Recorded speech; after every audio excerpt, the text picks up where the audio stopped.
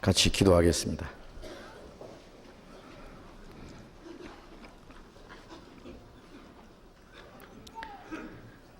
자비로우신 우리 아버지, 우리의 영혼을 사랑하사 멸망의 구덩이에서 건져주시며 하나님의 거룩한 자녀로 삼으시고 영원하신 하나님의 나라와 그 영광을 기업으로 허락해 주신 주님, 그 크고 놀라운 은혜를 위하여 진심으로 감사와 찬송과 영광을 우리 아버지 하나님께 돌립니다. 우리가 죄 가운데 있을 때에 우리를 불쌍히 여기시고 우리의 악한 행실로 하나님과 원수가 되었을 때에 주 예수님이 우리를 대신해서 죽어주시고 주님이 흘리신 그 피로 우리의 죄를 영원히 씻어주시며 값없이 공로 없이 우리를 구원해 주신 주님 감사합니다.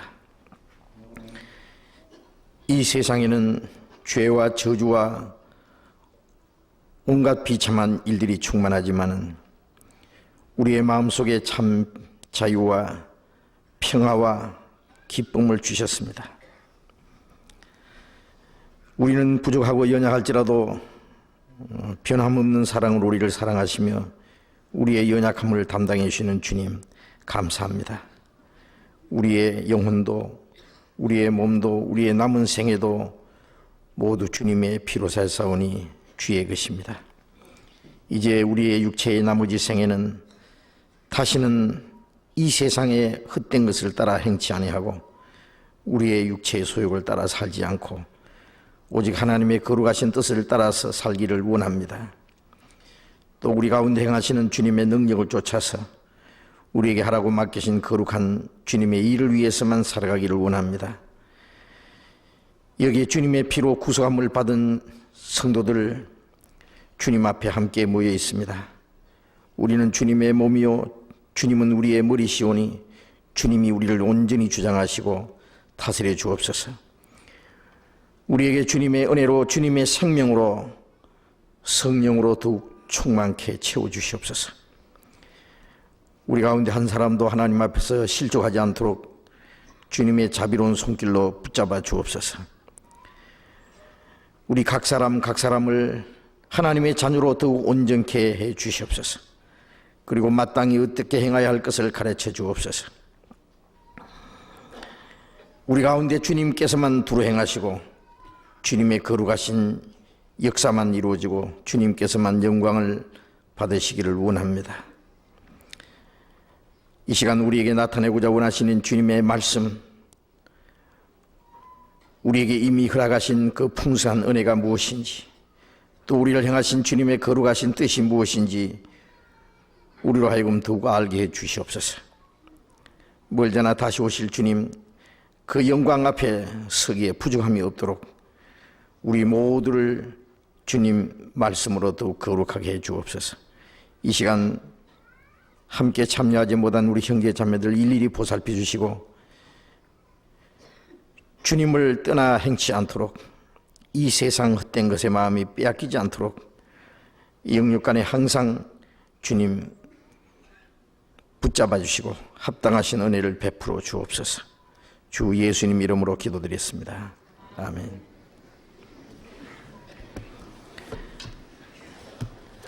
전도서 3장을 교독하겠습니다. 구약성경 948페이지 전도서 3장 1절부터 끝절까지 교독하겠습니다.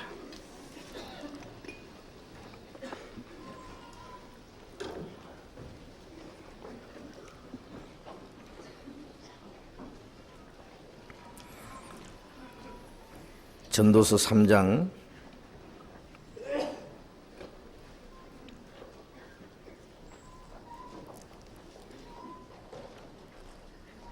1절부터 교독하겠습니다. 천하에 범사가 기한이 있고 모든 목적이 이룰 때가 있나니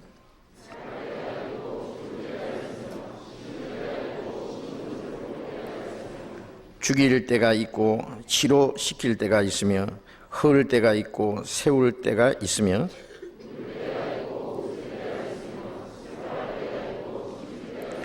돌을 던져 버릴 때가 있고 돌을 거둘 때가 있으며 안을 때가 있고 안는 일을 멀리 할 때가 있으며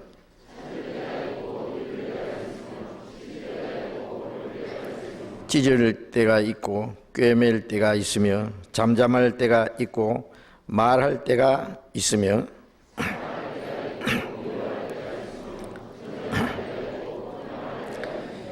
일하는 자가 그 수고로 말미암아 무슨 이익이 있으랴?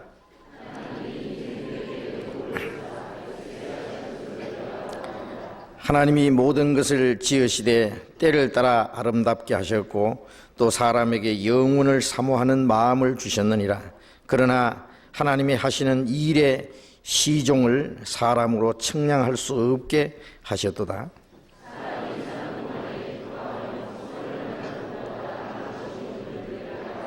사람마다 먹고 마시는 것과 수고함으로 낙을 누리는 것이 하나님의 선물인 줄을 또한 알았도다.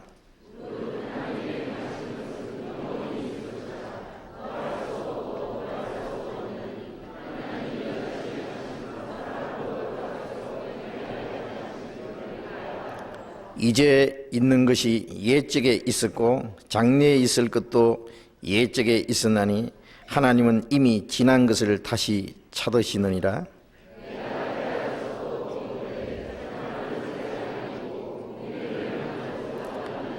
내가 심중에 이르기를 의인과 악인을 하나님이 심판하시리니 이는 모든 목적과 모든 일이 이룰 때가 있음이라 하였으며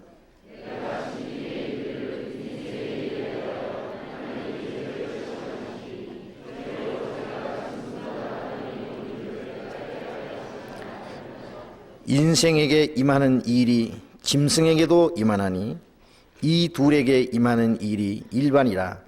다 동일한 호흡이 있어서 이의 죽음같이 저도 죽으니 사람이 짐승보다 뛰어남이 없음은 모든 것이 헛됨이로다.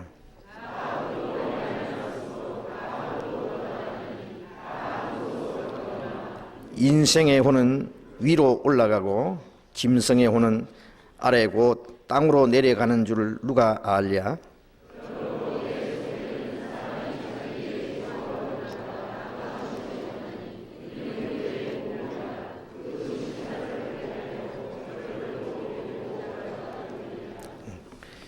성가대 찬양해 주시겠습니다.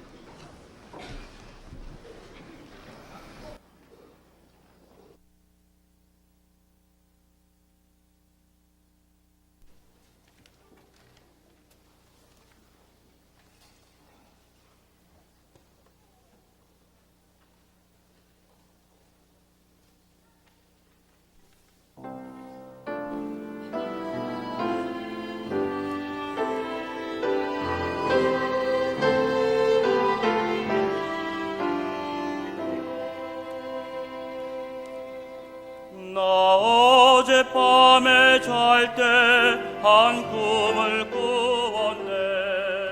그 옛날 예루살렘 성의 곁에 섰더니 거다한 아이들이 그 묘한 소리로 주 찬미하는 소리 참 청하도다. 전군과 천사들이 바다밤과 같이 예루살렘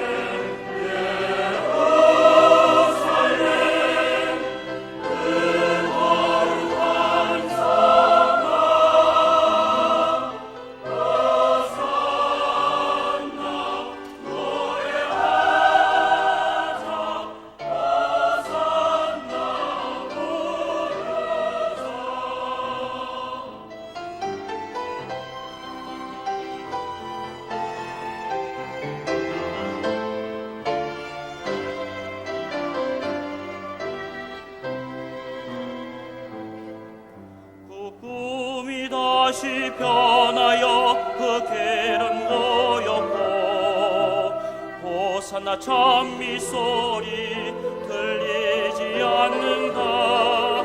햇빛은 아주 어둡고 그 광경 참담해.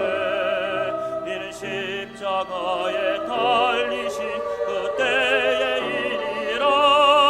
이는 십자가에 달리신 그때의 일이라.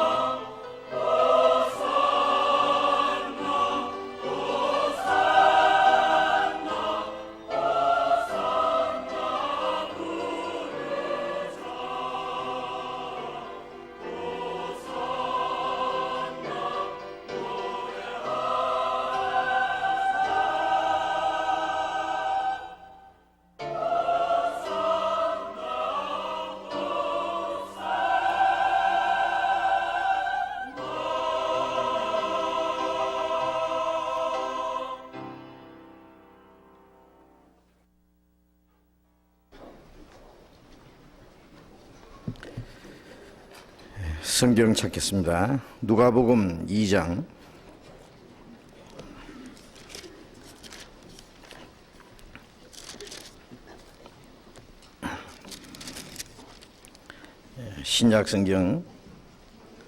89페이지입니다. 누가복음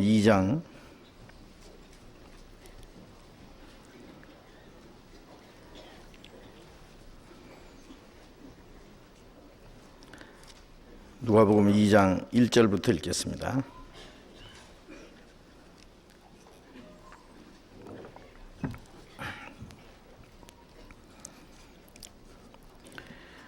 이때에 가이사 아구스도가 영을 내려 천하로 다 호적하라 하였으니 이 호적은 구레뇨가 수리아 총독되었을 때에 첫 번 한 것이라. 모든 사람이 호적하러 각각 고향으로 돌아가매 요셉도 다윗의 집 족속인 고로 갈릴리 나사렛 동네에서 유대를 향하여 베들레헴이라는 다윗의 동네로 그 정혼한 마리아와 함께 호적하러 올라가니 마리아가 이미 잉태되었더라. 거기 있을 그때에 해산할 날이 차서 마다들을 나 강보로 싸서 구유에 누였으니 이는 사관에 있을 곳이 없음이로라. 그 지경의 목자들이 밖에서 밤에 자기 양떼를 지키더니 주의 사자가 곁에 서고 주의 영광이 저희를 두루 비치매 크게 무서워하는지라. 천사가 이르되 무서워 말라. 보라, 내가 온 백성에게 미칠 큰 기쁨의 좋은 소식을 너희에게 전하노라. 오늘날 다윗의 동네에 너희를 위하여 구주가 나셨으니 곧 그리스도 주시니라.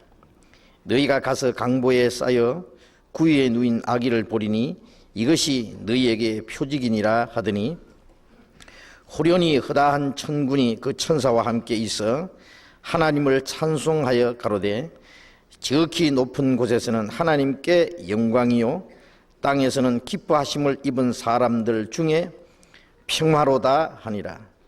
천사들이 떠나 하늘로 올라가니 목자가 서로 말하되 이제 베들레헴까지 가서 주께서 우리에게 알리신 바 이 이루어진 일을 보자 하고 빨리 가서 마리아와 요셉과 구유에 누인 아기를 찾아서 보고 천사가 자기들에게 이 아기에 대하여 말한 것을 고하니 듣는 자가 다 목자의 말하는 일을 기이 여기되 마리아는 이 모든 말을 마음에 지켜 생각하니라.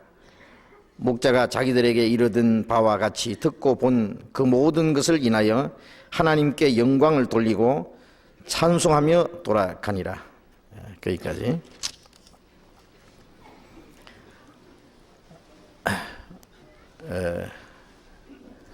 오늘은 온 세상 사람들이 지키는 크리스마스 그리고 그 이브입니다.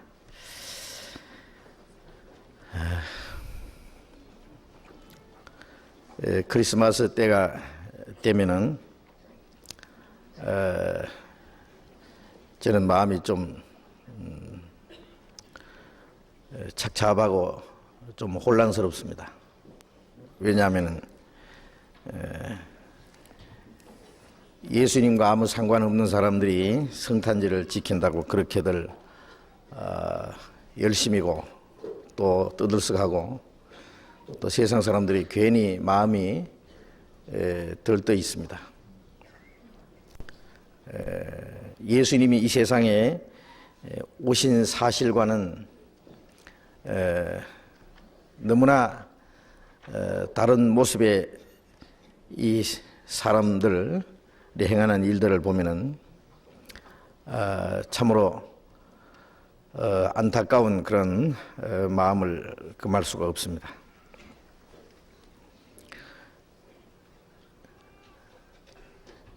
저는 어릴 때 성탄절이 되면은 제 생일보다도 더 기쁘게 생각을 하고 그날을 기다렸습니다. 그리고 그날을 참으로 예수님이 탄생하신 생일이라고 그렇게 생각을 했습니다. 그렇게 가르치기 때문입니다. 그런데 나중에 성경을 배우는 가운데 예수님의 탄생하신 날짜가 기록이 되어 있지 않기 때문에 그날이 언제쯤인지 알 수 없도록 되어 있습니다. 물론 지금 같은 추운 겨울은 아니었습니다. 예수님이 나셨던 팔레스타인 그 베들레헴 그곳에는 우리나라보다는 약간 기후가 따뜻하지만은 그곳에도 겨울이 있고 때로는 눈도 내립니다. 그리고 겨울에는 비가 내립니다. 1년 중에 비가 겨울에 많이 내리는 그런 계절입니다. 그래서 여기에 기록된 대로 예수님이 탄생하실 때에 베들레헴에 양치는 그 목자들이 밤에 들에서 양을 지키고 있었다고 그랬습니다. 팔레스타인에서는 3월에서부터 시작해서 11월까지만 들에 양을 내어놓고 그 이후에는 들의 양을 내놓지 않습니다. 겨울이고 또 비가 오는 계절이기 때문에. 그러니까 겨울은 아닌 것이 틀림없습니다. 예수님이 탄생하신 때가 추운 겨울은 아니고 그 외에 다른 날이라고 생각을 하는데, 그 옛날에는 이 교회에서 1월 6일로 예수님의 탄생일로 그렇게 정해서 지킨 때가 있었습니다. 역사에 보면은 그것은 첫 아담이 6일째 창조됐기 때문에 둘째 아담 예수님도 6일째 되는 날이 오시지 않았겠나 하는 그런 생각으로 1월 6일을 지켰다고 합니다. 그리고 히랍 정부에서는 오랫동안 1월 6일로 성탄절을 지켰습니다. 12월 25일은 예수님의 성탄일로 지키기 훨씬 이전에 로마에서 지키던 대축제이라고 합니다. 역사에 기록된 걸 보면은 로마에서는 여러 가지 신들을 섬기는 그 다신교국입니다. 그리고 그리스도인들을 박해하고 십자가에 못 박아 죽이고 그리고 맹수의 밥으로 그리스도인들을 주고 한 그러한 역사가 있습니다. 그런데 AD 273년경에 로마 오레리안 황제라는 사람이 그들이 섬기는 여러 신 중에서 가장 큰 태양신, 미드라라고 하는 태양신에게 제사는 대축제일이 바로 12월 25일이었습니다. 12월 22일이 동지고, 동지가 며칠 지나서, 그러니까 낮이 조금씩 길어지는 그때를 기해서 태양의 탄생일로 정했던 겁니다. 그래서 그날을 태양신의 생일로 그리고 대축제일로 지켰습니다. 그리고 겨울에도 잎이 파란 그 상록수 같은 나무들을 갖다 놓고 추리를 하고 그리고 모닥불을 피우고 하는 그러한 그 어떤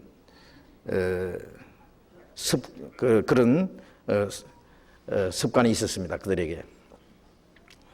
그리고 가난한 사람들을 또 어려운 사람들에게 이제 자비를 베푸는 선물을 나눠주고 하는 그런 일이 있었습니다. 그러다가 나중에 콘스탄틴 황제가 기독교로 개종하자마자 그리스도인들을 박해하던 로마가 기독교 국가가 되었습니다. 물론 그것이 시작이 천주교의 시작이었습니다. 그러다가 율리우스 1세라고 하는 그 황제가 서기 4세기 중간에 12월 25일을 예수님의 성탄일로 정한 겁니다. 그래서 처음에는 부분적으로 지켜오다가 나중에 서기 4세기 말경에 그게 기독교로 확산되기 시작했습니다. 그러다가 서방교에서는 서기 5세기경에는 거의 모든 교회들이 12월 25일을 예수님의 성탄일로 그렇게 정해서 지키기 시작한 겁니다. 그들이 섬기던 태양신, 그 태양신에게 제사고 그 대축제일을 행하던 그것을 예수님의 탄생일로 그대로 옮긴 것은 성경에 예수님도 돋는 해라고 했거든요. 누가복음 1장 78절에 보면은 이는 우리 하나님의 긍휼을 인함이라. 이로써 돋는 해가 위로부터 우리에게 임하여 어두움과 죽음의 그늘에 앉은 자에게 비치고, 그런 말씀이 있습니다. 예수님을 돋는 해라고 했습니다.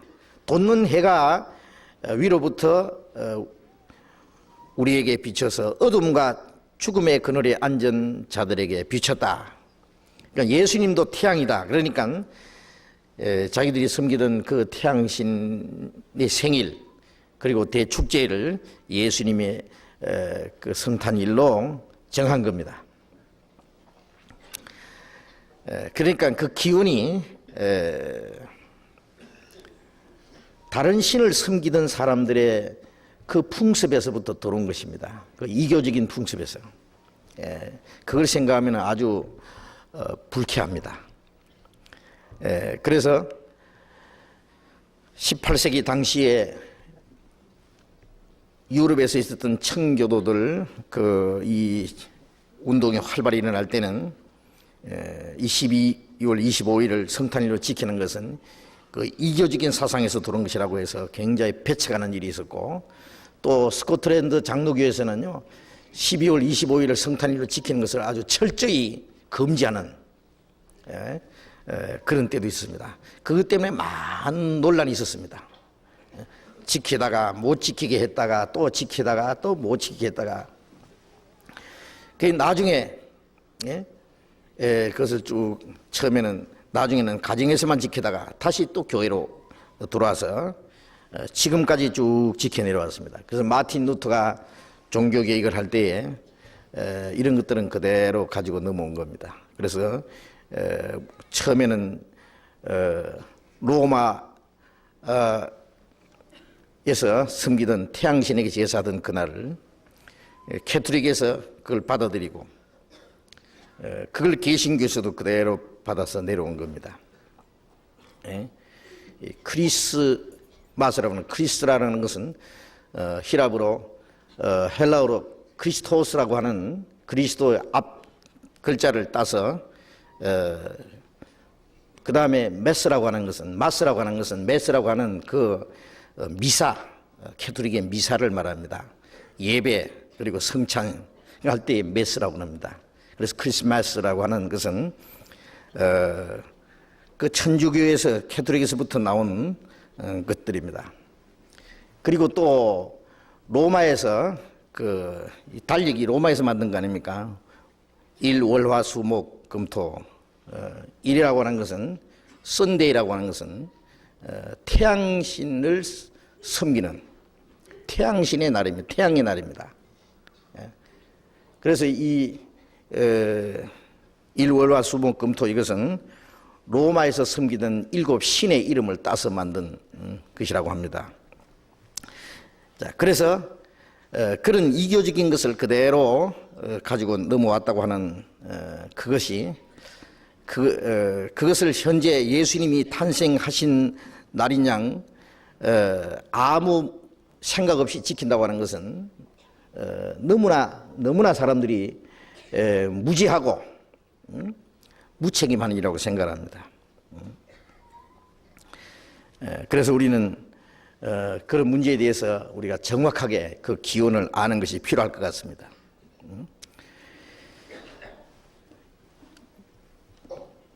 12월 25일은 예수님이 탄생하신 날은 아니지만은 예수님이 탄생하신 사실만은 틀림없는 겁니다. 그래서 그 날의 기원이 어떻게 됐든 간에 이 세상 사람들이 예수님의 탄생하신 일에 대해서 한 번쯤 생각할 수 있다고 하는 것은 그것은 참 좋은 일이라고 생각합니다. 그리고 예수님이 세상에 오신 사실이 무엇을 말하고 있는지, 그리고 그 예수님과 자기와 무슨 상관이 있는지 하는 것을 사람들은 생각해 봐야 될 겁니다. 예수님의 탄생하신 것은 그것은 역사적인 사실입니다. 우리가 팔레스타인에 가면 예수님이 나신 그곳에서부터 시작해서 예수님이 생활하시던 그 예수님의 행적이 그대로 남아 있습니다. 예수님이 탄생하신 곳, 예수님이 자라시던 갈릴리 나사렛 동네, 그리고 예수님이 세례받으시던 요단강, 그리고 예수님이 다니시며 행하시던 것들, 그리고 마지막 십자가에 못 박혀 돌아가시던 그 골고다 언덕, 예수님이 성천하신 그 감람산, 그 예수님의 그 발자국과 그 흔적이 그대로 남아 있습니다. 자, 우리는 이런 시점에서 예수님이 세상에 오신 그 사실은 우리에게 무엇을 가르쳐주고 있는 것이며 또 예수님과 우리와 무슨 상관이 있는지 그 사실을 우리가 깊이 생각하면서 예수님과 아무 관계없는 사람들이 그날을 먹고 마시고 즐기는 날로 오히려 죄 짓는 날로 그렇게 만든 것에 대해서 우리는 그들에게 예수 그리스도가 나신 그 사실에 대해서 그 목적에 대해서 분명히 우리가 전할 책임이 있다고 생각을 합니다.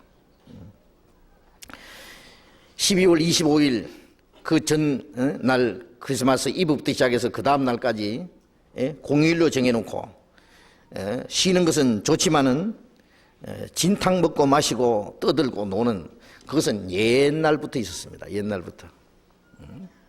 그래서 한때는 이교도들이 예수라는 사람은 사람들에게 먹고 마시고 방탕하고 하도록 예수라는 사람이 먹고 마시고 죄인의 친구가 되고 포도주를 즐기고 먹기를 탐한 사람이기 때문에 예수 믿는 사람들도 저 모양이다고 그것이 하나의 비난의 그 대상이 됐던 그런 때도 있었답니다.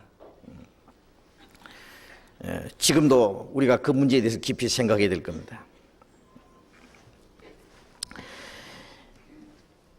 2장 1절 누가복음 2장 1절을 다시 읽겠습니다. 이때에 가이사 아구스도가 영을 내려 천하로 다 호적하라 하였으니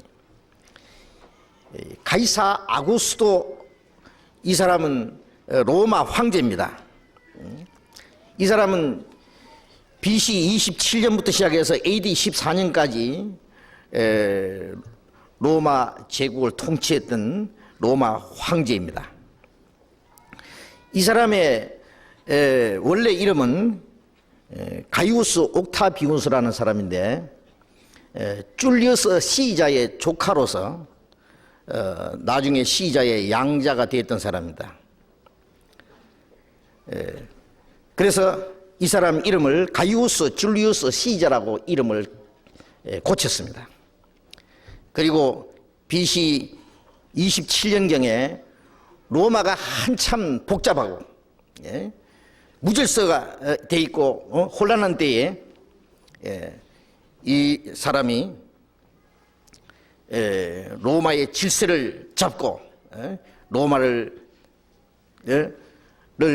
굳건히 세우는 그러한 공을 세웠기 때문에 로마 원로에서 이 사람을 축해 세워서 아주 존귀한 사람이다, 숭고한 사람이다, 그러한 이름을 주었습니다. 그래서 그 사람에게 준 이름이 가이사 아구스투스라고 하는 그런 이름을 주었습니다. 가이사 아구스투스라고 하는.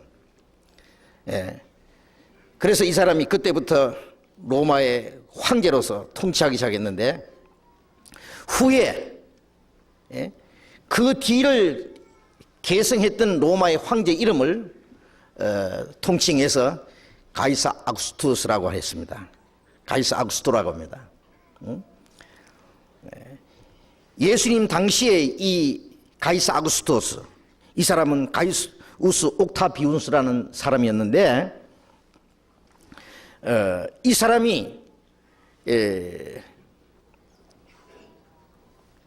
14년에 한 번씩 호적하라는 명령을 내렸답니다.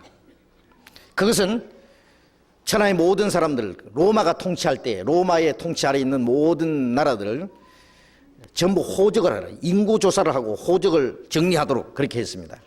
그것은 세금을 거둬들이기 위한 어떤 자료를 위해서라고 그렇게 전해지고 있습니다. 그래서 모든 사람들이 자기 고향으로 가서 이제 호적을 정리하는 그런 가운데서 갈릴리 나사렛에서 살던 요셉과 마리아가 원래 고향이 베들레헴이기 때문에 두 사람의 족보를 보면은 요셉이나 마리아 이 두 사람이 다 다윗의 자손으로 나와 있습니다. 예? 그래서 그 조상이 살던 그 베들레헴 거기에 호적하러 내려갔습니다. 2장 2절부터 다시 읽겠습니다. 이 호적은 구레누가 수리아 총독되었을 때 첫 번 한 것이라. 모든 사람이 호적하러 각각 고향으로 돌아가매 요셉도 다윗의 집 족속인 거로 갈릴리 나사렛 동네에서 유대를 향하여 베들레헴이라는 다윗의 동네로 그 정혼한 마리아와 함께 호적하러 올라가니 마리아가 이미 잉태되었더라. 마태복음 1장에 보면은 동정녀 마리아, 이 마리아는 하나님을 잘 공경하던 사람이었습니다. 가브리엘 천사가 나타나서 말하기를 네가 아들을 낳을 것이다. 마리아 깜짝 놀라서 말하기를 나는 아직 결혼하지 않았는데 어떻게 아이를 낳을 수 있습니까? 천사가 말하기를 하나님의 말씀은 능치 못하심이 없느니라. 지극히 높으신 이의 능력이 네게 임하실 것이요 그러므로 네게서 나실 이는 지극히 높으신 하나님의 아들이라 일컬을 것입니다. 마리아가 주의 계집종이오니 주의 뜻대로 이루어지이다. 처녀가 아이를 낳으면 돌에 맞아 죽습니다. 그 불행한 그런 일이 있지만은 하나님의 뜻이면 자기에게 그대로 이루어지기를 기도했습니다. 예수님의 탄생은 예수님이 오시기 약 700년 전 이사야서 7장에 보라 처녀가 잉태하여 아들 낳을 것이요 그 이름을 임마누엘이라 미리 예언되어 있었습니다. 처녀가 아들 낳을 것이요. 왜? 아담의 자손이 아닌 죄 없이 이 세상에 오시기 위해서는 남자와 관계없이 이 세상에 나셔야 됩니다.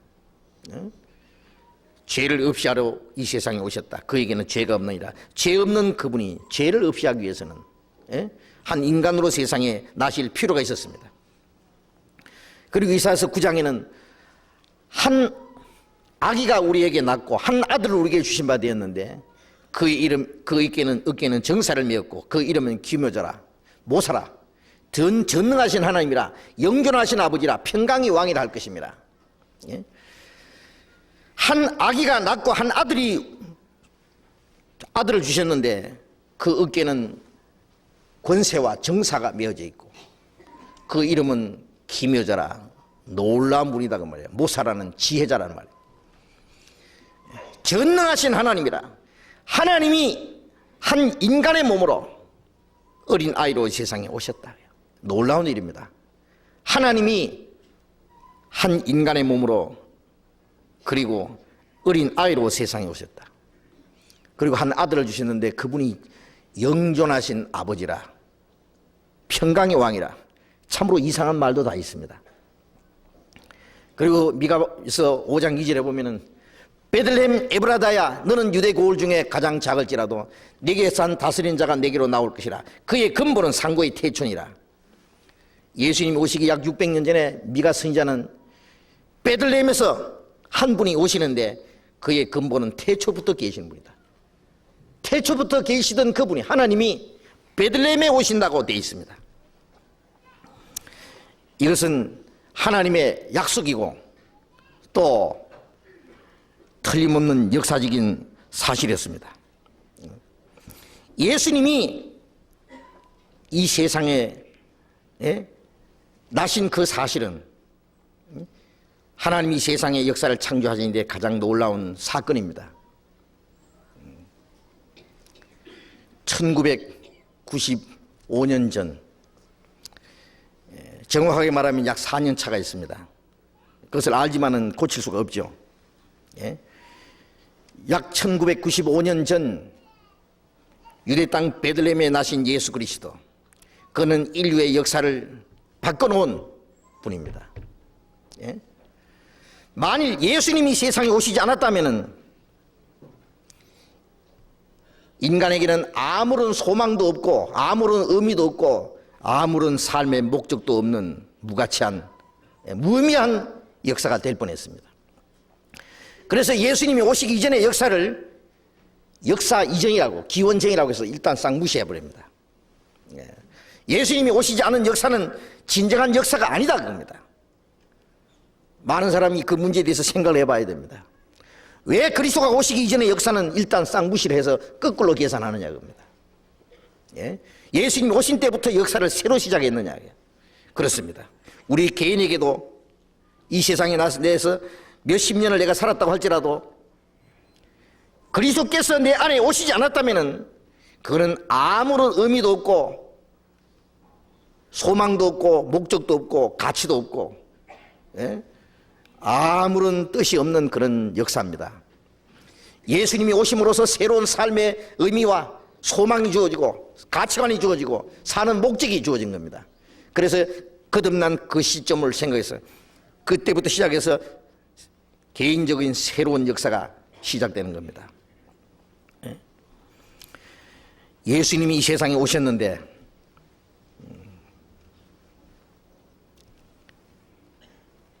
한 아이로서 한 인간의 몸을 입고 그것도 구유에서 나셨다.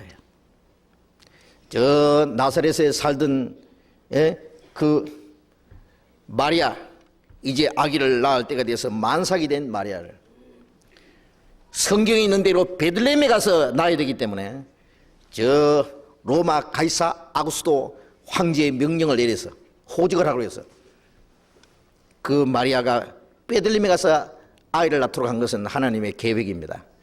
이 세상의 정치적인 사건이나 이 땅에 일어나는 모든 사건들은 사람들이 알든 모르든 하나님의 계획을 이루기 위한 하나의 방법입니다. 세상 사람들은 그걸 알지 못하지만 틀림없이 그 이면에 하나님의 뜻이 이루어지는 겁니다. 그런데 호적하러 베들레헴에 갔는데 너무 많은 사람이 호적하러 모였기 때문에 초만을 이뤘습니다. 여관이고 집이고 간에 여기에 사관이 있을 곳이 없었다 그랬습니다. 사관이라는 것은 여관 같은 거, 그런 숙소를 가르칩니다. 사람이 잠잘 수 있는 그런 곳에는 사관에는 있을 곳이 없기 때문에 초만을 이뤘기 때문에 그러나 마리아는 벌써 만삭이 됐어요. 겨우 한 곳을 얻었다고 하는 것이 짐승 우리간이었습니다. 옛날 이스라엘 사람들의 그 집이 사람 사는 집이 있고 그리고 그 집에 붙어 있는 그 짐승 우리간이 있습니다. 그 우리간 한쪽을 빌려서 그들이 거하게 됐습니다. 거기서 마리아가 해산하게 됐다. 아들을 낳아 강보로 싸서 구유에 누웠다. 구유라는 것은 짐승 죽통입니다. 죽통. 소구유인지 말구유인지 모르지만은 그 냄새나는 짐승 죽통 위에 예수님을 강보로 싸서 그 위에다 누웠습니다. 그 모습을 한번 생각해 보십시오. 우주 만물을 창조하신 영광스러운 하나님이 빌립보서 2장에 그는 근본 하나님의 본체이시나 하나님의 동등됨을 여기지 아니고 자기를 비어 자기의 모양을 비워놓고 낮추고 사람과 같이 되었고 자기를 낮춰서 죽기까지 복종했다. 저 높은 곳에서 영광스러운 곳에서 이 땅에 그것도 인간 사는 세계보다도 이 짐승의 세계, 짐승들이 있는 그 냄새나는 그 짐승의 죽통까지 내려왔다. 그보다 더 낮아질 수는 없습니다. 만왕의 왕이신 온 세상의 구주가 되실 바로 그분이 가장 천한 곳에 그리고 더러운 곳까지 오셨다. 이것은 무엇을 설명하느냐? 죄 많고 가난하고 천한 인간을 구원하기 위해서 가장 낮은 곳까지 오셨습니다. 여기 계신 분들 아마 한 사람도 그런 곳에서 태어나신 분은 없을 거예요. 따뜻한 안방에서 태어나기도 하고 아니면 요즘에는 뭐 병원에서 산부인과에서 태어나시죠. 예수님은 그 짐승 우리간에서 태어났습니다. 첫 번 예수님이 누운 곳이 구유였습니다. 이것은 바로 높고 영광스러운 분이 천한 죄인을 구원하기 위해서 가장 낮은 곳까지 죄 많고 더러운 인간을 구원하기 위해서 이 세상에 찾아오신 주님의 모습입니다. 그리고 가장 천한 인간, 가장 낮은 인간, 가난하고 보잘것없는 인간을 구원하시는 주님의 모습입니다. 바로 고린도후서 8장 고린도후서 8장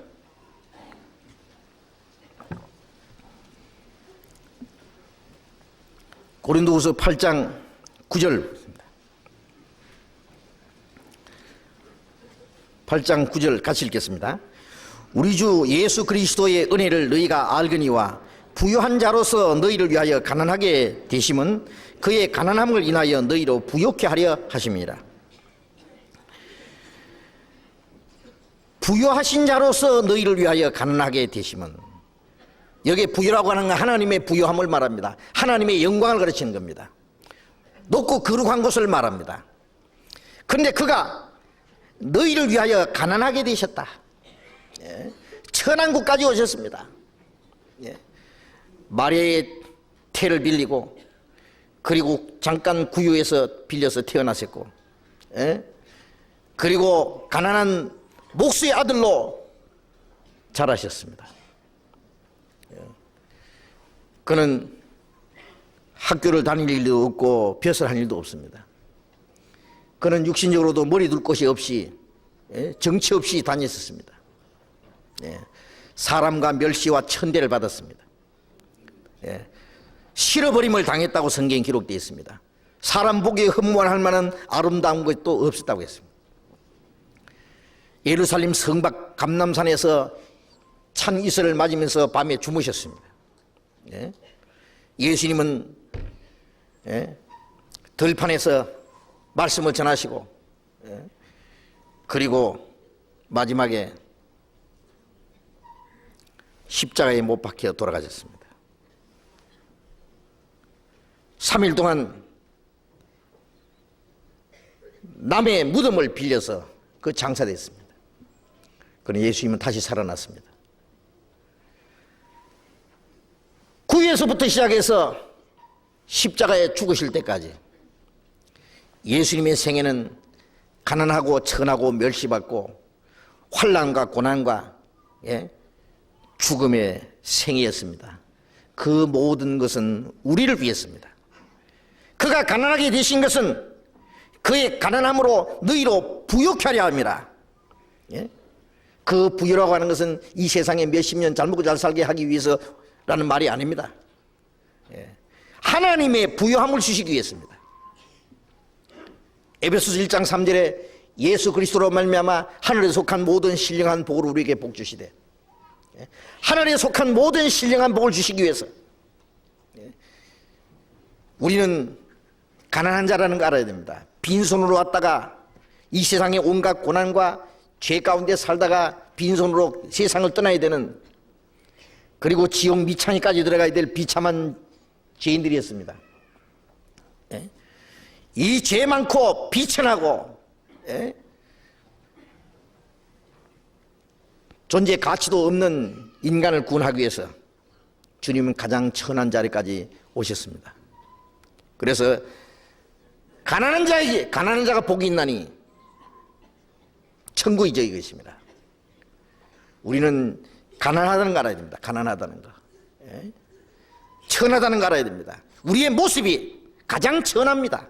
가장 가난합니다. 보잘것없습니다. 거기서 하나님의 부유함을 얻어야 됩니다. 그러나 사람들은 이 세상에서 자기를 향해서는 부유하고 하나님께 대해서 부여치 못한 자가 죽을 때 네 영혼을 도로 찾으니 네가 준비한 것이 누구 것이 되겠느냐? 그건 자기 것이 아닙니다. 이 세상에 우리가 무엇을 가지고 있어도 그건 자기 것이 아니라는 걸 알아야 됩니다. 우리는 원래 가난했습니다. 비천합니다. 하나님 보실 때 말할 수 없이 비참한 운명에 있는 그 가운데 있다는 걸 알아야만 하나님의 부유함을 우리가 얻을 수 있다 그거예요. 그의 가난함으로 너희를 부유케 하려 합니다. 가난한 자에게 복음이 전파된다 하라. 가난한 자에게. 그리고 하나님은 세상에서 가난한 자를 불러서 믿음에 부유하게 하시고 그 나라를 기업으로 주신 길을 기뻐하신다고 야고보서 2장에 기록되어 있습니다. 가난한 자, 약한 자, 천한 자를 하나님이 불러서 믿음에 부유하게 하나님의 부유함을 주시고 그 나라를 기업으로 주신다고 했습니다. 그래서 이는 아무 육체로도 자랑하지 못하게 하려 합니다. 우리가 세상에서 지식이 있고 명예가 있고 세상에 부유함이 있고 다른 사람보다도 더 높은 위치에 있을지라도 하나님 앞에서는 자기가 얼마나 비천하고 가난하고 천한 위치에 있다는 것 인정해야 됩니다. 그래서 우리가 그리스도 안에서는 아무도 자랑할 수가 없습니다. 우리가 비천한 가운데 있을 때 주님이 우리를 구원해 주셨기 때문에 우리가 높은 자리에 부유한 가운데 있을 때 하나님 우리를 구원해 주신 것이 아닙니다. 그래서 주님께서 가장 천한 곳까지 오셨다는 이것은 바로 우리가 가장 천한 곳이 있기 때문에 짐승처럼 짐승 똥냄새 나는 바로 더러운 곳, 그것이 인간 사는 곳입니다. 하나님 보실 때 거기서 우리를 구원해서 높은 곳으로 끌어올리기 위해서입니다. 그리고 첫 번 그리스도의 탄생을 맞이할 수 있었던 사람들은 누구냐? 가난한 목자들이었습니다. 목자들. 밤에도 잠을 자지 못하고 들에서 양을 지켜야 되는 목자들은 그 당시에 가장 천한 직업이었습니다. 가난한 사람들이 하는 일입니다. 그것은 가난하고 천하고 멸시받는 사람들, 밤에도 깨어서 양떼를 지키는 사람들, 그들에게 주님이 나타나셨다. 천사들이 나타났다. 왜 예루살렘에 있는 제사장들과 율법사들, 종교가들에게 주님이 나타나시지 않고 엉뚱한 사람들, 이 가난하고 천한 목자들에게 천사들이 나타났느냐? 하나님은 사람들이 관심 없는 형편없는 죄인들에게 자기를 나타내시기를 원하십니다. 예수님도 그랬습니다. 이것을 지혜롭고 슬기로운 자들에게 숨기시고 어린아이에게 나타낸다. 부자들에게는 감추시고 가난한 자들에게 복음이 전파된다. 높은 자들에게는 하나님이 감추시고 겸손하고 낮은 자들에게 하나님이 은혜를 주신다고 되어 있습니다.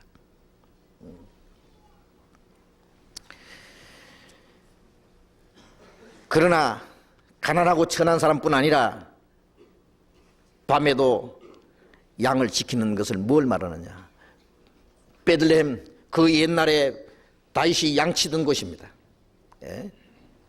여호와는 나의 목자시니 내게 부족함이 없으려다고 베들레헴에서 다윗이 양을 치면서 노래를 불렀던, 하나님이 나의 목자시라고 하는, 하나님이 나를 지키시는 것처럼 나도 내 양을 지킨다고.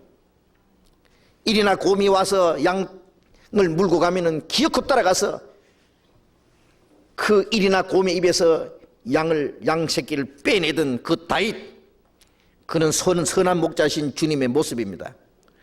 그리고 베들레헴에서는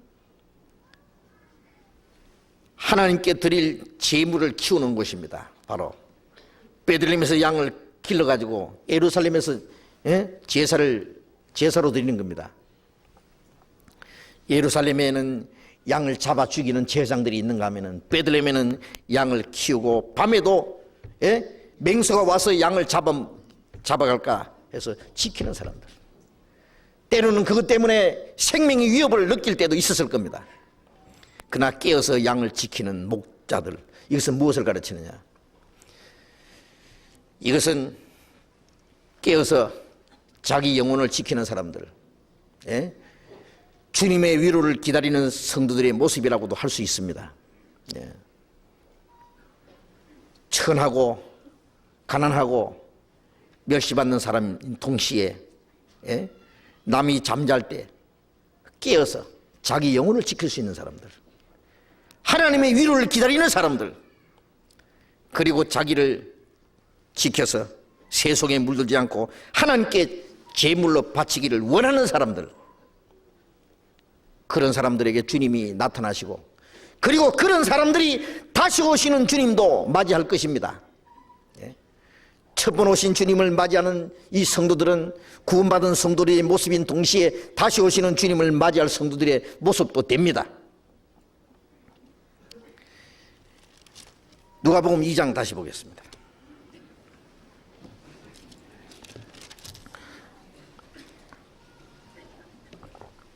누가복음 2장 8절. 그 지경에 목자들이 밖에서 밤에 자기 양떼를 지키더니 주의 사자가 곁에 서고 주의 영광이 저희를 두루 비치매 크게 무서워하는지라. 천사가 이르되 무서워 말라. 보라, 내가 온 백성에게 미칠 큰 기쁨의 좋은 소식을 너희에게 전하노라. 오늘날 다윗의 동리에 너희를 위하여 구주가 나섰으니 곧 그리스도 주시니라. 너희가 가서 광포에 싸서 구에 누인 아기를 보리니 이것이 너희에게 표적이니라 하더니 호련히 허다한 천군이 그 천사와 함께 있어 하나님을 찬송하여 가로되 지극히 높은 곳에서는 하나님께 영광이요 땅에서는 기뻐하심을 입은 사람들 중에 평화로도 아니라. 밤에 양떼를 지키던 목자들에게 주님의 사자가 나타났고 주님의 영광이 저희를 두루 비치매 주님의 영광이 그들에게 나타났습니다. 죄인들이 하나님의 영광 앞에 견딜 수가 없죠. 하나님의 영광을 보는 자는 죽으리라고. 이들은 그 앞에서 무서워 떨었습니다. 크게 무서워했다. 그러나 무서워 말라. 이제 천한 자를 구원하시는 주님, 약하고 죄 많은 자들을 구원하러 오신 주님, 이제는 이 죄인들이 하나님의 영광 앞에 서는 그 문제에 있어서 두려워 말라고. 예수 그리스도로 말미암아 하나님 앞에 두려움 없이 설 수 있는 길이 열린 겁니다. 온 백성에게 미칠 큰 기쁨의 좋은 소식을 너희에게 전하노라. 이스라엘 백성뿐 아니라 온 세상에 전해질 좋은 소식. 하나님이 인간의 몸을 입고 오셔서 인간이 당하는 모든 고난과 시험을 받으시고 인간의 죄를 짊어지고 죽으심으로 사람의 영혼을 구원해서 하나님께로 끌어올리는 하나님의 영광에 들어가게 하는 이 큰 구원의 기쁨 소식, 그것을 처음 받은 사람들이 이 목자들이고, 그 그리스도를 맞이할 수 있었던 그런 특권을 받은 사람들, 그리고 첫 번 그리스도를 전파할 수 있었던 사람들이 바로 이 목자들이었습니다. 다윗의 동네에 즉 베들레헴에 구주가 나셨으니 곧 그리스도 주시니라. 구주요, 그리스도요, 주시요. 여기 잘 표현되어 있습니다. 그리고 호련히 허다한 천군 천사, 허다한 그 수가 천천히요 만만이라 하늘의 천군 천사들이 한꺼번에 찬송하는 모습이 있습니다. 여기 아까 우리 성가대 찬송을 아주 웅장하게 잘 불러주셨습니다만은 우리가 하나님 앞에 갔을 때 거기에 합창단 누구냐면 천사입니다. 천군 천사들이 우리와 함께 하나님의 영광을 노래할 때 그 찬송 소리는 아마 너무 웅장할 거예요.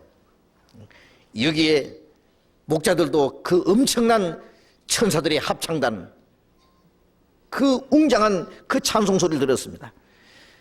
그 내용은 뭐냐면 지극히 높으신 곳에서는 하나님께 영광이요, 지극히 높은 곳에는 하나님께 영광이다. 왜? 인간이 죄를 지음으로 하나님의 영광에 이르지 못하게 됐다. 하나님의 영광에서 쫓겨났습니다. 그러나 예수님이 오심으로 인간의 모든 약함을 담당하시고 인간의 죄를 짊어지시고 십자가에 죽으심으로 하나님의 공의를 완성하시고 부활하심으로써 우리를 구원하시는 하나님의 사랑을 나타내시고 그 하나님의 은혜를 믿음으로 구원을 받은 사람들로 하나님께 영광이 됩니다. 하나님이 우리를 구원하시는 목적은 하나님이 자기 영광을 위해서입니다. 예수 그리스도로 말미암아 우리를 구원하시는 결과는 하나님의 영광을 위해서입니다. 나는 나를 위하여 네 허물을 도말하는 자니 네 죄를 기억지 않으리라. 하나님이 자기 영광을 위해서 우리를 구원하시는 겁니다. 그래서 예수 그리스도가 이 세상에 오시고 구원하는 역사를 이루심으로 지극히 높으신 곳에는 하나님께 영광이 되고, 땅에서는 기뻐하심을 입은 사람 중에 기뻐하심은 하나님의 은혜를 입은 사람들입니다. 구원받은 사람들로 말미암아 하나님과 평화가 이루어진다. 하나님과 원수가 되었던 사람들이 예수님이 십자가에 죽으심으로 원수된 것을 소멸하심으로 하나님과의 화목이 이루어지고 하나님과 평화가 이루어졌다. 예? 그래서 거듭난 그리스도인들은 하나님과의 평화가 있다. 이것은 훗날 예수 그리스도로 말미암아 구원받은 성도들 마음에 이루어질 그 하나님의 평화를 말합니다. 하늘에서는 영광이요 땅에서는 사람들에게 기뻐하심을 입은 사람들에게, 하나님의 은혜를 입은 사람들에게 평화라. 이것은 예수 그리스도께서 오신 목적입니다. 예수님이 오신 목적은 첫번 하나님의 영광을 위해서, 그리고 원수되었던 죄인들을 하나님과의 평화를 이루게 하기 위해서 오신 겁니다. 천사들은 그 하나님의 은혜를 노래했습니다. 자, 예수님이 오신 목적, 예수님이 이 땅에 오셔야 될 목적이 뭐냐? 그 문제에 대해서 우리 잠깐 다시 한번 생각해 봅니다. 아까 말씀드린 대로 근본 하나님의 본체이신 바로 그분이 사람과 같이 되었고 사람의 모양으로 나타났고 죄인의 모습으로, 그것도 가장 천한 모습으로 이 땅에 오셨다고 하는 것은 높고 거룩한 곳에 계신 그분이 낮고 천한 인간을 굽어오시고 인간을 사랑하시는 하나님의 사랑의 절정입니다. 그것이 사랑의 표현입니다. 하나님이 세상을 이처럼 사랑하사 독생자를 주셨다. 이 세상을 이처럼 사랑했다는 세상에 있는 사람들입니다. 세상을 이처럼 사랑했다는 사실을 알지만 나를 이처럼 사랑했다는 사실을 사람들은 까맣게 잊어버리고 있습니다. 세상을 이처럼 사랑했다는 말은 세상에 있는 나입니다. 바로 사람들은 많은 사람, 온 세상 사람 중에 나 같은 존재를 하나님이 기억이나 하시겠나? 그렇게 생각하시죠. 사람은 한꺼번에 많은 사람을 기억할 수가 없습니다. 많은 사람을 사랑할 수 없습니다. 많은 사람에게 똑같이 은혜를 베풀 수가 없습니다. 한 사람 사랑하는 거하고 두 사람 사랑하는 거 사랑이 나누어지고 100사람, 1000사람 아니면 그보다 많은 수천만 명 아니면 수억을, 수십억을 한꺼번에 사랑한다는 것은 불가능합니다. 그러나 하나님은 사람이 아닙니다. 그걸 아셔야 됩니다. 우주 만물을 창조하신 하나님이 보잘것없는 곤충 한 마리도 하나님이 다 보시고 계셔요. 사랑하십니다. 하늘에 나는 새 한 마리도 하나님이 허락지 않으면 떨어지지 않는다고, 바로 우리 머리털까지도 해신받았다고 하는 그 하나님, 온 세상 사랑하시는 것이나 한 사람을 사랑하시는 것이나 똑같이 사랑한다는 걸 알아야 됩니다. 이 세상에 아무도 없고 내 혼자 있을지라도 하나님이 나를 구원하려고 독생자를 보내주실 겁니다. 그건 틀림없는 사실입니다. 하나님이 나를 이처럼 사랑했다는 걸 알아야 됩니다. 요한일서 4장 봅시다.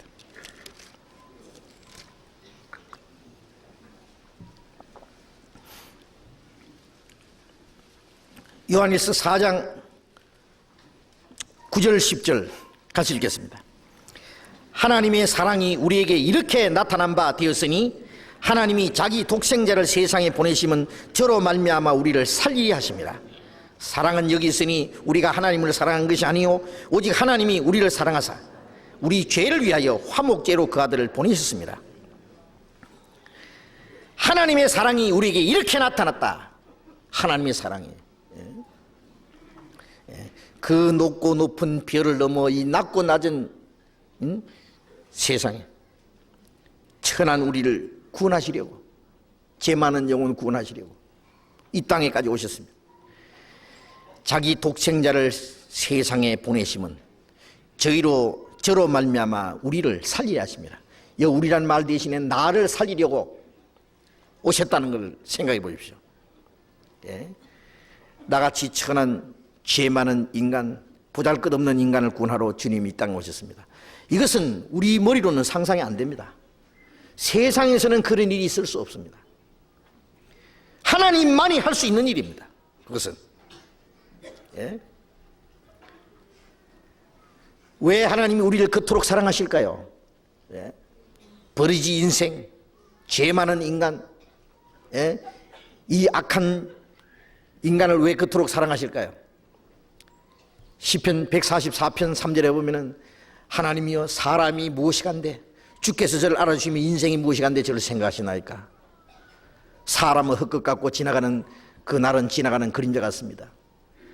헛되이 왔다가 그림자같이 사라지는 인간.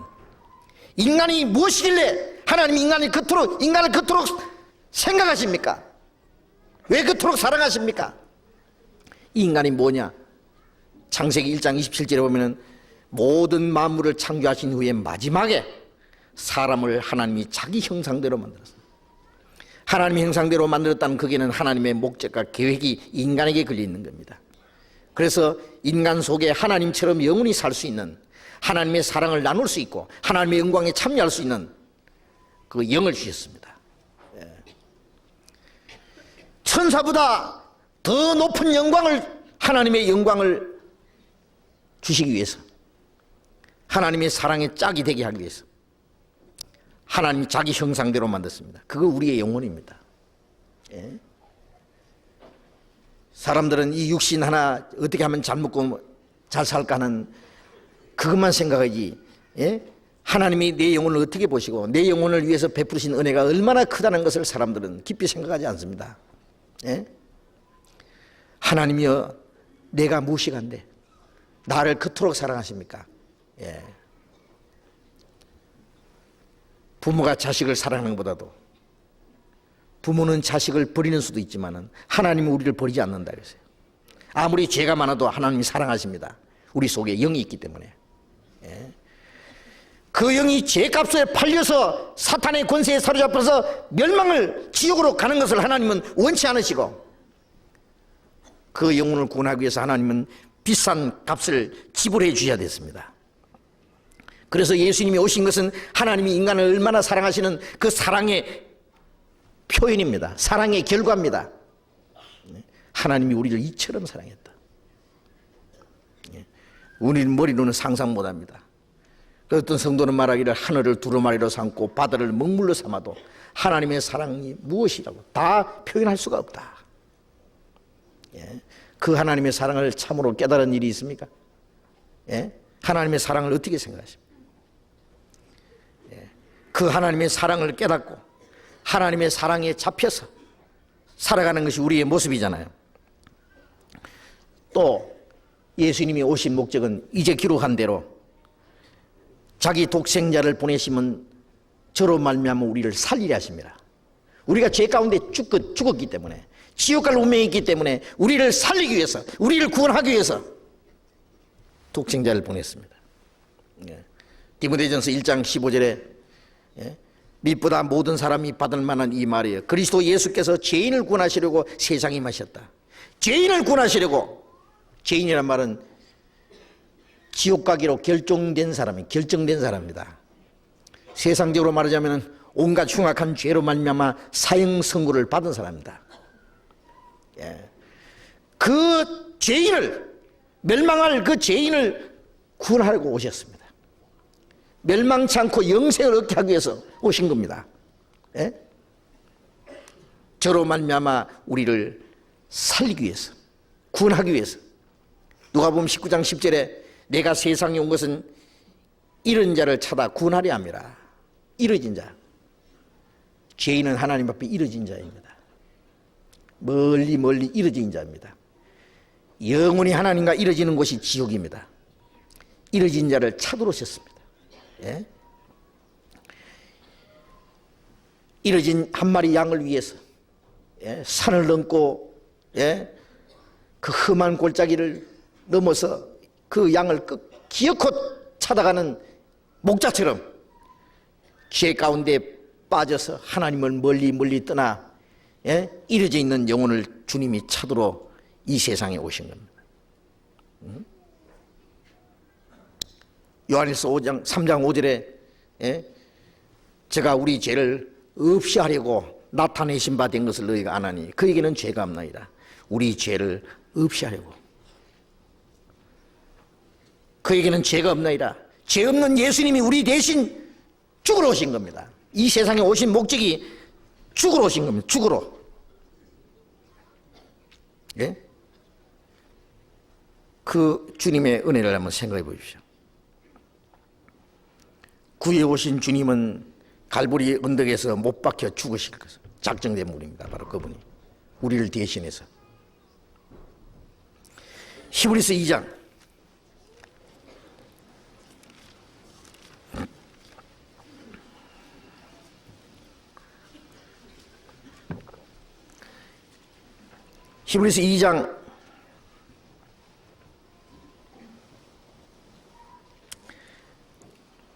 14절 같이 읽겠습니다. 14절 15절.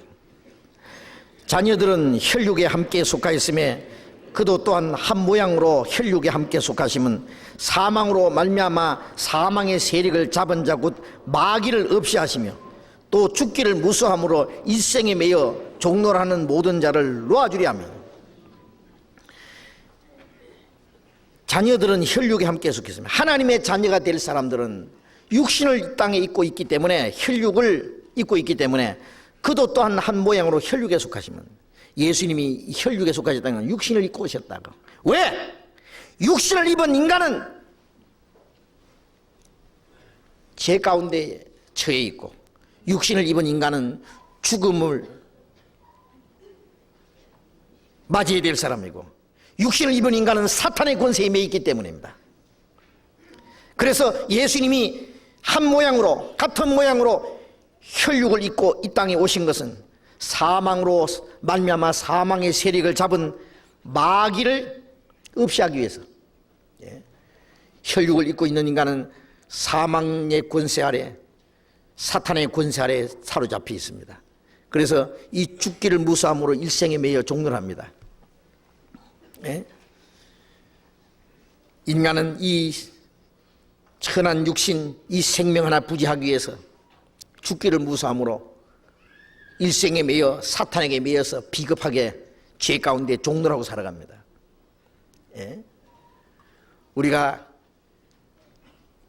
역사를 더듬어 보면은요, 얼마나 많은 역사가 모순과 부조리가 충만합니다. 불의인 줄 알면서, 거짓인 줄 알면서, 잘못된 줄 알면서 그게 굽실거립니다. 그게 굴복합니다. 왜? 살아남기 위해서. 이 천한 생명 하나 부지하기 위해서. 죽는 것이 두려워서 비겁하게 살도록 합니다. 마귀는 사람에게 죄를 가져다 주고, 그리고 죽음을 가져다 주고, 인간에게 두려움을 주고, 그래서 비겁하게 천하게 죄의 종날을 하도록 하는 것이 마귀의 작전입니다. 그런데 주님은 우리를 그 죄의 권세에서, 죽음의 권세에서, 사탄의 권세에서, 죽기를 무수함으로 일생에 매여 종노를 하는 죄와 마귀의 종노를 하는 거기서 우리를 해방시키기 위해서입니다. 해방시키기 위해서. 창세기 3장에 보면은 뱀의 후손은 여인의 후손의 발꿈치를 상하게 할 것이요, 여인의 후손은 뱀의 머리를 상하게 할 것이라. 사탄은 여인의 후손으로 오신 예수님을 십자가 못 박아 죽였지만은 예수님은 십자가에서 사탄의 머리를 깨버렸습니다. 사망의 권세를 박살낸 겁니다. 하나님의 아들이 나타나신 것은 마귀의 일을 멸하려 하십니다. 마귀의 머리를 깨트리기 위해서, 사탄의 권세를 박살내기 위해서 오셨습니다. 예? 그래서 예수님은 십자가에 죽으시고 우리의 죄를 사실 뿐 아니라 부활하심으로 사망의 권세를 깨뜨렸습니다. 디모데 후서 1장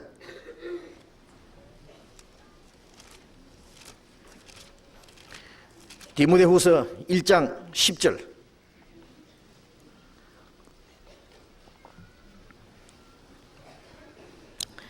1장 10절 같이 읽겠습니다.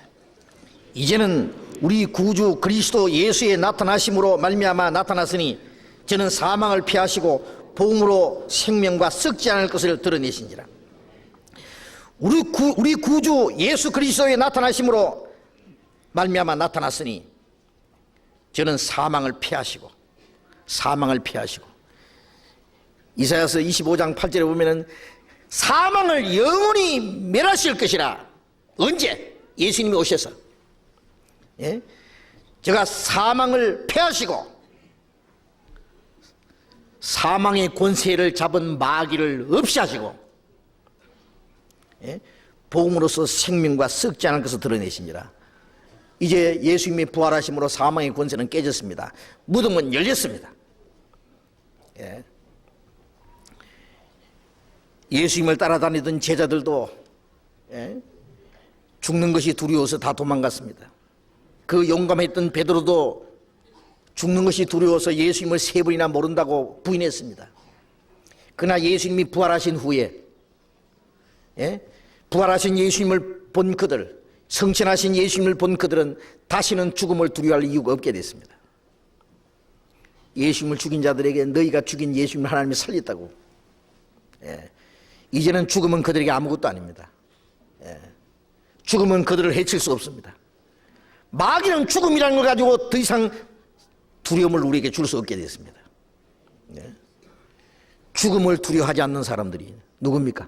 거듭난 사람입니다. 왜? 죽기를 무서워함으로 일생에 종로를 하는 우리를 거기서 해방시키기 때문입니다. 이제는 죽음을 두려워하지 않기 때문에 다시는 사탄에게 그리고 죄에게 종로를 할 필요가 없게 되었어요.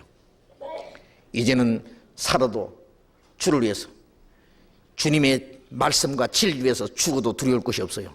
사망아, 너희 이기는 것이 어디 있으며 사망아 너희 쏘는 것이 어디 있느냐. 고린도전서 15장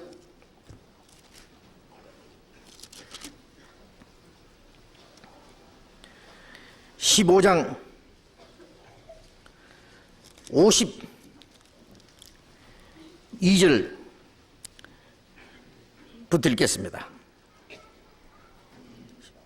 고린도전서 15장 52절부터 55절까지 같이 읽겠습니다.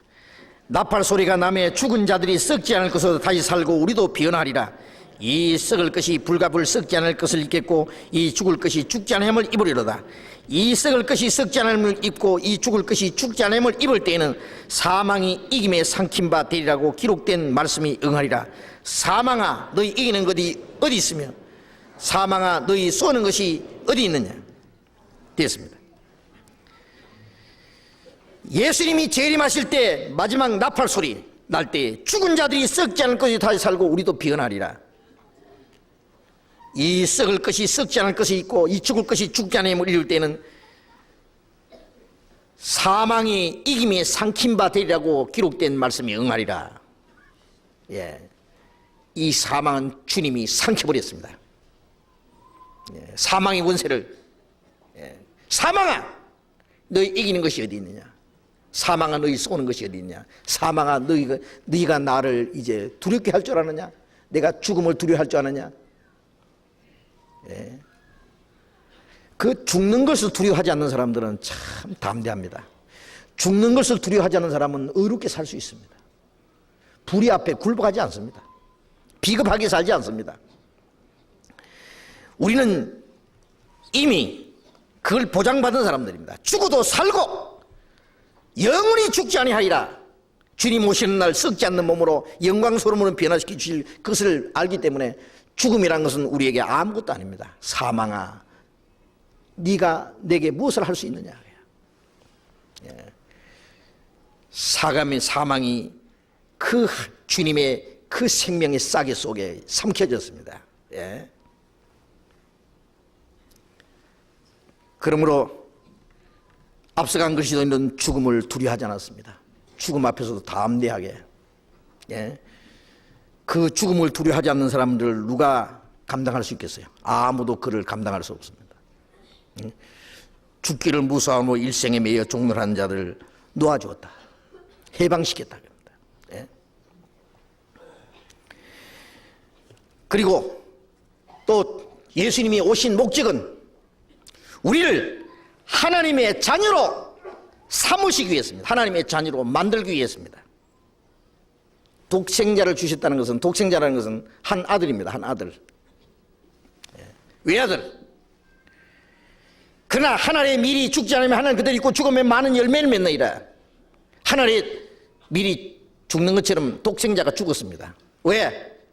하늘이 미리 죽어야만 그 안에 있는 생명을 많은 미랄에게 나눠줍니다. 이제 부활하신 예수님은 다시는 독생자가 아닙니다. 부활하신 예수님이 무덤에 찾아온 여인들에게, 내 형제들에게 갔어요. 나의 아버지고 너의 아버지, 나의 하나님이고 너의 하나님께로 올라간다 하라. 나의 아버지가 너의 아버지다. 예. 너는 내 형제들이다. 그래서 로마서 8장에 많은 형제 중에 맏아들이 되게 합니다. 독생자가 죽음으로 그 아들의 생명을 나눠줬습니다. 이제 부활하신 예수님은 많은 형제 중에 맏아들이고 우리는 그 안에서 하나님의 아들들이 됐습니다. 아들들. 예? 히브리서 2장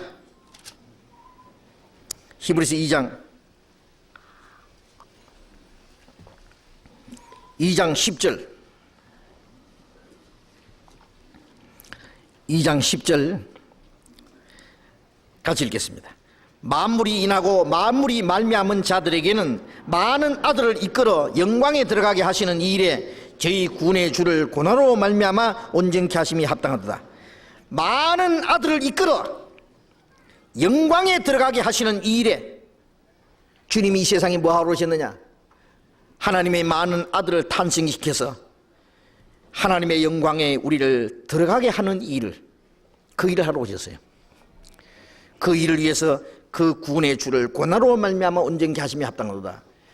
주님이 고난을 받으심으로 우리가 하나님의 자녀가 되고 하나님의 영광에 들어가게 하기 위해서입니다.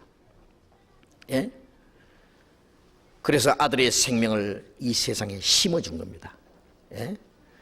우리나라에 목화씨를 하나 가져와 가지고 그걸 심어서 많은 목화를 생산하도록 한 것처럼 하나님은 아들의 생명을 이 땅에다가 심어줬어요.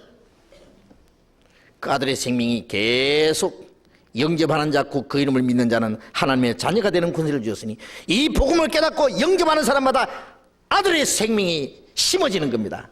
아들의 씨가. 예. 그래서 많은 아들들을 하나님은 원했습니다. 예수님이 다시 오시는 날 맏아들로 오십니다. 맏아들. 그리고 또 주님이 우리를 구원하시는 목적, 예수님이 이 땅에 오신 목적은 하나님이 우리와 함께 계시기 위해서. 마태복음 1장에 보면 예수의 이름은 구원이라고 그랬어요. 이름을 예수라 하라. 이는 자기 백성을 저희 죄에서 구원할 자이십니다. 예수라는 이름은 구원입니다. 구원. 그리고 마태복음 1장 23절에 그 이름을 임마누엘 하라. 이는 하나님이 우리와 같이 계시답니다. 우리를 구원하신 목적이 뭐냐? 하나님이 우리와 같이 계시기 위해서입니다. 예? 우리를 구원하신 목적은 지옥 가는 죄인 불쌍해서 구원하시는 것 뿐만 아닙니다. 우리를 천당에 데려가시기 위한 뿐만 아닙니다. 하나님 우리와 함께 영원히 사시기 위해서요. 같이 계시기 위해서. 아시겠습니까? 그래서 우리를 구원하시자마자 야 천당에서 만나자고 안 하십니다. 구원받는 그날부터 요한복음 14장 20절에 그날에 너희가 내 안에 내가 너희 안에 있는 것을 너희가 알리라. 그날에 너희가 내 안에 내가 너희 안에, 구원받자마자 주님이 나와 같이 계셔요. 예? 바울사도 말하기를 이제 내 안에는 나를 사랑하사 나를 위하여 자기 몸을 버리신 하나님의 아들, 그 아들을 믿는 믿음 안에 산다. 내가 산 것이 아니라 내 안에 그리스도께서 사신다. 이제는 내가 이제 주님과 함께 사는 거다. 임마누엘, 주님이 같이 계시는 거예요. 예? 이 세상에 사는 동안에 주님이 같이 계시고, 어떤 고난과 역경 중에도 주님이 같이 계시고, 죽음의 골짜기를 통과할 때도 주님이 같이 계시고, 우리를 영원한 나라로 영접해 주실 주님. 그래서 요한계시록 21장 3절에 그 새 하늘과 새 땅에는 하나님의 장막이 사람들과 함께 있으며 하나님이 저희와 함께 거하시리니 저희는 하나님의 백성이 되고 하나님이 저희와 함께 계셔서 모든 눈물을 그 눈에 씻기시고, 하나님이 장막이 같이 계시고 하나님이 저희와 함께 계셔서, 하나님이 함께 계신다는 말을 계속했습니다. 눈물을 씻기시고 다시 사망이 없고 애통하는 것이나 곡하는 것이나 아픈 것이 다시 있지 아니하니 처음부터 다 지나갔습니다. 죄도 저주도 죽음도 눈물도 고통도 다시 없는 하나님처럼 영원하고 영광스러운 그 나라에서 하나님과 함께 영원히 사는 것이 천국입니다. 우리를 구원하시는 목적은 뭐예요? 하나님 우리와 같이 계시기 위해서 영원히 같이 계시기 위해서. 우리를 구원하신 목적은 주님이 우리와 같이 계신다는 걸 알아야 됩니다. 우리가 구원받은 그 시간부터 주님이 같이 계십니다. 주님과 동행하는 사람들을 주님 나라로 데려가십니다. 에녹은 하나님과 300년간 동행하다가 하나님이 저를 데려가셨다 했어요. 구원받은 것은 하나님과의 화목입니다. 구원받은 이후에는 하나님과 동행하는 겁니다. 하나님과 동행하는 사람이 영원히 하나님과 사는 곳이 바로 천국입니다. 그리고 또 한 가지, 예수님이 이 세상에 오신 목적은 하나님이 사람과 같이 됐다고 하는 것은 육체의 모습을 말합니다. 왜 하나님이 사람과 같이 됐느냐? 창세기 1장 27절에 사람을 하나님의 형상대로 만들었기 때문에, 사람이 하나님의 형상이라는 것은 영입니다. 영. 사람 속에 하나님과 같은 그 형상이, 영이 없으면 하나님이 사람의 형상으로 오시지 않습니다. 예? 왜 하나님이 사람처럼 되셨느냐? 사람을 하나님처럼 만들기 위해서입니다. 예? 하나님처럼 만들기 위해서. 예? 우리가 하나님과 같이 된다고 하는 거 한번 생각해 보십시오. 빌립보서 3장 21절에 우리의 낮은 몸을 자기 영광의 몸의 형체와 같이 비형케 하시리라. 첫 번 오신 예수님은 우리 속에다가 하나님의 생명을 심어주었습니다. 예? 우리의 허물과 죄로 죽었던 영을 살렸습니다. 그리고 하나님의 영을 우리에게 부어주었습니다. 다시 오시는 예수님은 우리의 몸을 하나님처럼 만듭니다. 예? 우리의 몸까지, 이 낮고 천한 몸을, 예? 우리가 주님과 같이 된다는 거 한번 생각해 보십시오. 주님은 이 세상에 오셔서 이 낮고 천한 곳에 서서 죄 있는 육신의 모양으로, 천한 인간의 모양으로 우리와 같이 되셨습니다.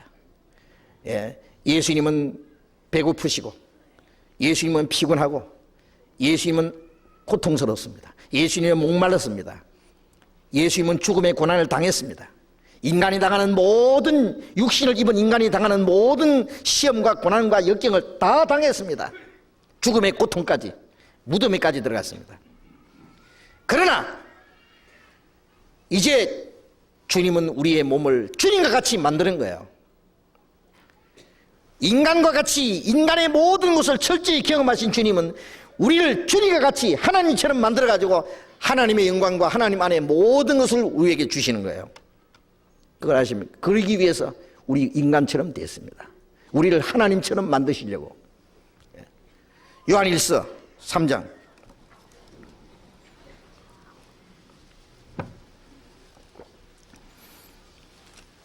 요한일서 3장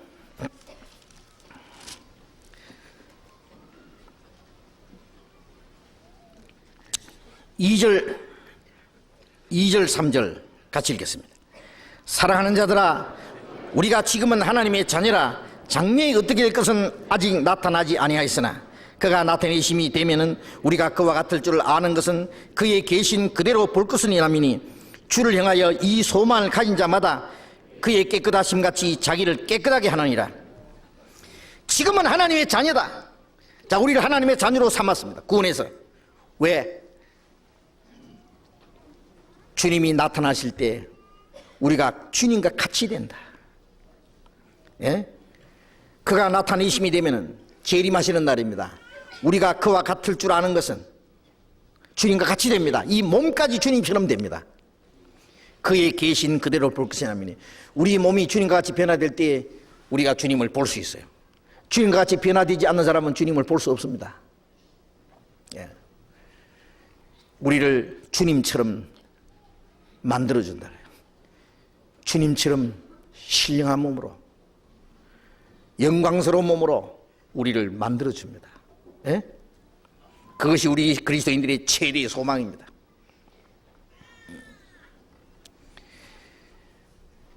내가 무엇을 바라리요? 내가 의로운 중에 주님을 보리니 깰 때의 주의 형상으로 만족하리이다. 우리가 죽음 건너편에서 하나님 앞에서 깨어날 때에 주님과 같은 형상으로, 주님과 같은 영광으로 주님을 보게 될 거예요. 주님 다시 오시는 날 살아있는 사람은 변화돼서 주님 같은 모습으로 주님을 맞이할 겁니다. 주님은 우리를 주님과 같이 만드시는 것이 목적입니다. 영원히 죽지 않도록 영광스럽게 주님과 똑같은 영광을 누리게 하는 것이 우리를 구원하시는 목적입니다. 예? 주를 향하여 이 소망을 가진 자마다, 주님과 같이 될 소망을 가진 자마다 그의 깨끗하심 같이 자기를 깨끗하게 하나니라. 우리는 그 소망을 가진 사람들입니다. 주님과 같이 되고 주님과 같이 영원히 산다고 하는 그 소망을 가지고 있습니다. 이제 주님이 다시 오실 날이 너무나 가깝습니다. 주님 오시는 그날까지 우리는 깨끗하게 자신을 지켜야 됩니다. 거룩한 행실과 경건함으로 그날이 임하기를 바라보고 간절히 사모하라고. 이 세상에 아무리 죄가 충만하고 이 세상이 아무리 악하고 더럽고 많은 사람이 그게 따라갈지라도 우리는 세대를 본받지 않고 이 악한 자에 끌려가지 않고 세속에 물들지 않고 자신을 깨끗하게 지켜서 주님 말씀을 순종하고 다시 오시는 주님을 기다리는 소망이 있는 것은 주님 오시는 날 우리가 주님과 같이 될 것이기 때문입니다. 주님과 같이 될 소망이 있다는 사람이 이 세상 사람처럼 자기를 더럽게 하고 이 세상에 물들도록 죄 가운데 빠지면 안 된다 그 말입니다. 주님과 같이 된다는 그 소망도 영광스러울 뿐 아니라 이 땅에 우리가 사는 동안에 주님과 같이 날마다 깨끗하게 우리 자신을 구별하는 것도 아주 중요합니다. 그것이 우리의 최대의 소망이고 이제는 주님은 다시 오십니다. 주님이 다시 오신다는 수많은 약속이 있습니다. 하나님의 약속대로 말씀대로 첫 번 땅에 오신 것처럼 이제는 말씀대로 다시 오십니다. 주님이 다시 오실 날이 너무나 가깝습니다. 첫 번 오신 예수님은 죄인을 구원하기 위해서 아주 초라한 모습으로 오셨지만 다시 오시는 예수님은 구원받은 사람들을 영광으로 끌어올리기 위해서 영광스러운 몸으로 오십니다. 영광스러운 몸으로 모습으로 오실 주님, 우리는 그 주님을 기다립니다. 우리 가운데 한 사람도 그 영광 가운데서 낙오되는 사람이 없기를 바랍니다. 그리고 우리가 이 땅에 사는 동안에 우리가 믿는 이 소망을, 우리가 믿는 이 사실을 더 많은 사람에게 전파해야 될 책임이 있는 겁니다. 기도하십시다.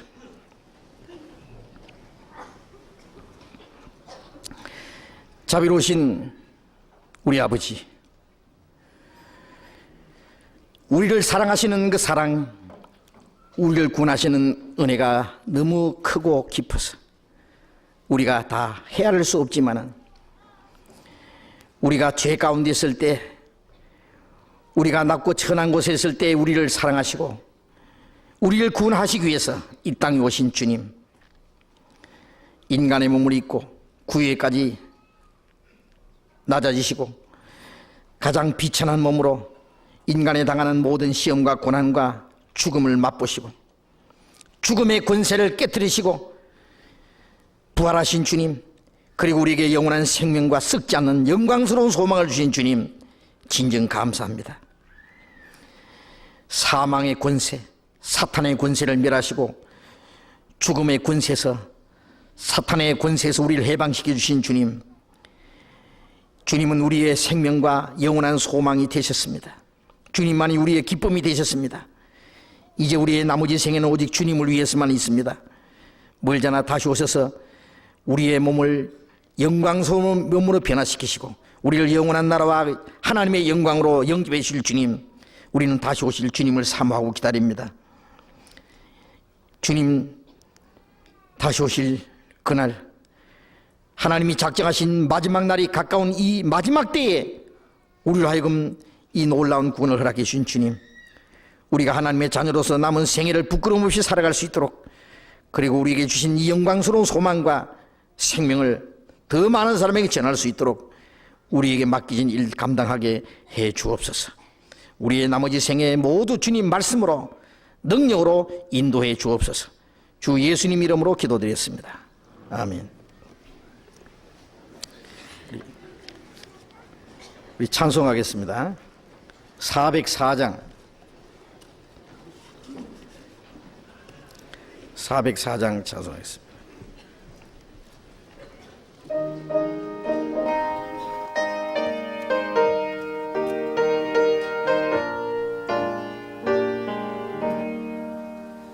크신 하나님의 사랑 말보다 영영 못하네. 저 높고 높은 별을 넘어 이 낮고 낮은 땅 위에 죄범한 영혼 구하려 그 아들 보내사 화목제로 삼으시고 죄 용서하셨네. 하나님 크신 사랑은 증명다 못하며 영원히 변치 않는 사랑 성도여 찬양하세.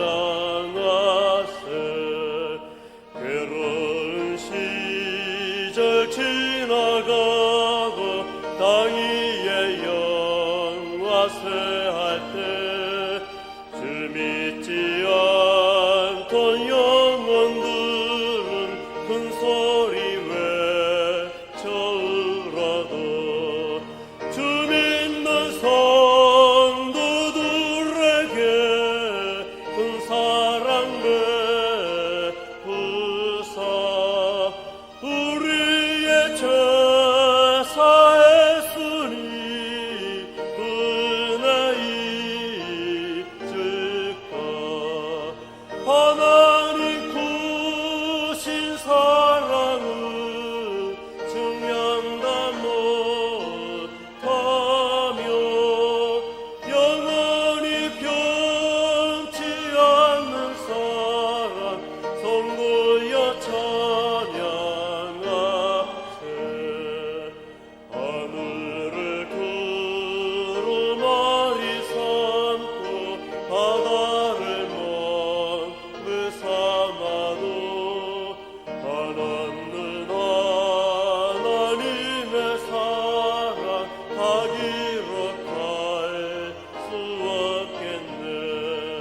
하나님의 크신 사랑 그 어찌 다 쓸까.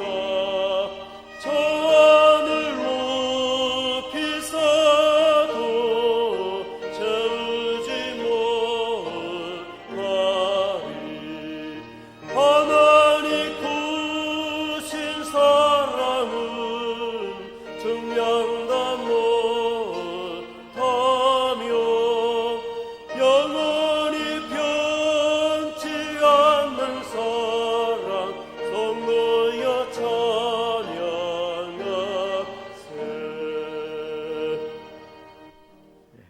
광고해 주시겠습니다.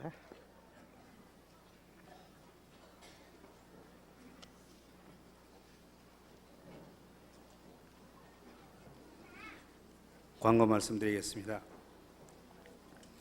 오늘 24일 매년 예년 같으면은 저녁에 우리가 성도의 교제에 범으로 모였습니다. 집에 돌아가셨다가 다시 오기가 곤란해서 오늘 광고된 대로 성도 교제의 날 집회 마친 다음에 식사를 마치시고 2시 30분부터 이 본 강당에서 각종 청소년 성경학교, 어린이 성경학교 각종 모임의 재롱들을 보겠습니다. 2시 반까지 강당으로 모여주시기 바랍니다.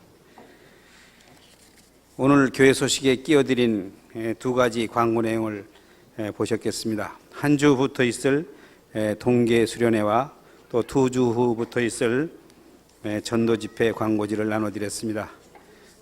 이 일을 위해서 함께 기도하시고 참여할 수 있도록 해주시기 바랍니다. 신협에서 광고 말씀드리겠습니다.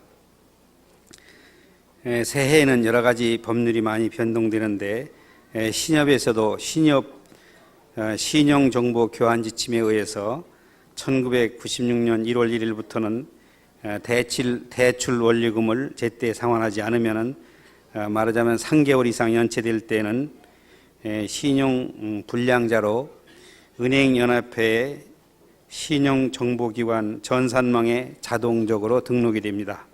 때문에 금융기관에 불이익을 당할 수도 있기 때문에 적금에 가입하시고 대출을 받으신 분이나 건축헌금을 제때 내지 않는 분들도 때를 놓치지 않게 내주시기를 부탁드리겠습니다. 사원 채용 광고 하나 드리겠습니다. 이 회사는 병원 엑스레이 수입 판매 회사로서 기계 설치 및 AS 요원을 모집합니다. 자격은 공과대학 전자나 전기과 졸업자로서 관련 면허 소지자야 되겠습니다. 신앙생활을 하는 데는 아무 지장이 없다고 합니다. 이런 직장을 원하시는 분은 낮에는 814국에 7500번, 야간에는 0343에 66국에 4855번 이문규 형제님한테 연락해 주시고 자세히 못 들으셨으면 제가 전화번호를 가지고 있을 테니까 봉사에 오셔서 찾아가시기 바랍니다. 19구역 성도의 교제의 밤이 내일 월요일 오후 5시부터 모임 장소에서 있겠습니다. 광고 말씀 마치겠습니다.